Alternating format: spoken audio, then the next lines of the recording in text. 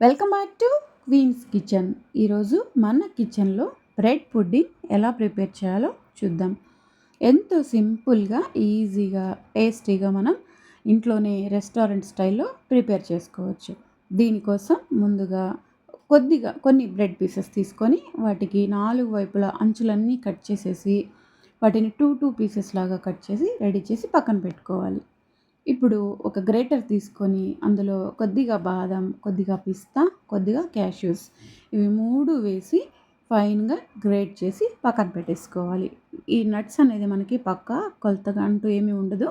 మన టేస్ట్‌కి తగ్గట్టు ఎన్ని కావాలో అన్ని యూజ్ చేసుకోవచ్చు. నేను కొద్దిగా లైట్‌గానే వేశాను, ఎక్కువ వేయలేదు. ఇప్పుడు స్టవ్ వెలిగించి ఒక పాన్ పెట్టుకొని అందులో ఒక హాఫ్ లీటర్ వరకు ఫుల్ క్రీమ్ మిల్క్ వేసి కాగనివ్వాలి. అందులో నుంచి కొద్దిగా మిల్క్ పక్కకు తీసి అందులో ఒక 2 స్పూన్స్ వరకు కస్టర్డ్ పౌడర్ వేసి ఈ కస్టర్డ్ మిశ్రమాన్ని రెడీ చేసి పక్కన ఉంచుకోవాలి. నేను మ్యాంగో ఫ్లేవర్ కస్టర్డ్ యూస్ చేశాను. ఇలా పాలు కాగిపోయిన తర్వాత ఇందులో మనం ముందుగానే రెడీ చేసుకున్న కస్టర్డ్ మిశ్రమాన్ని కూడా వేసి ఒక్కసారి తిప్పి కొద్దిగా లైట్గా కాగనివ్వాలి. ఇప్పుడు అందులో మన టేస్ట్కి తగ్గట్టు కొద్దిగా షుగర్ కూడా యాడ్ చేసి ఒక్క పొంగు రానిచ్చేసి స్టవ్ ఆఫ్ చేస్తే సరిపోతుంది. మనకి కస్టర్డ్ మిల్క్ అనేది రెడీ అయిపోతుంది. దీన్ని ఎక్కువగా కాగనివ్వకూడదు, ఎక్కువగా కాగితే అడుగంటిపోతుంది అనమాట.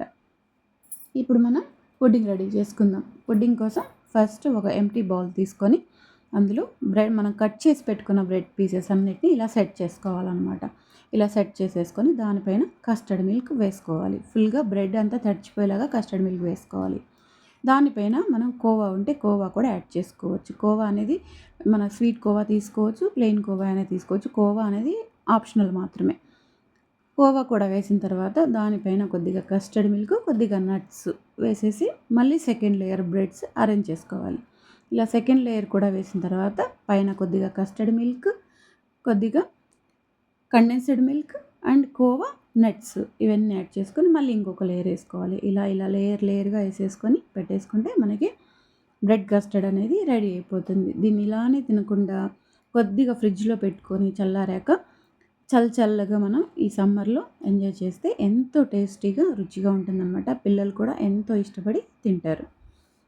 Please subscribe to my channel.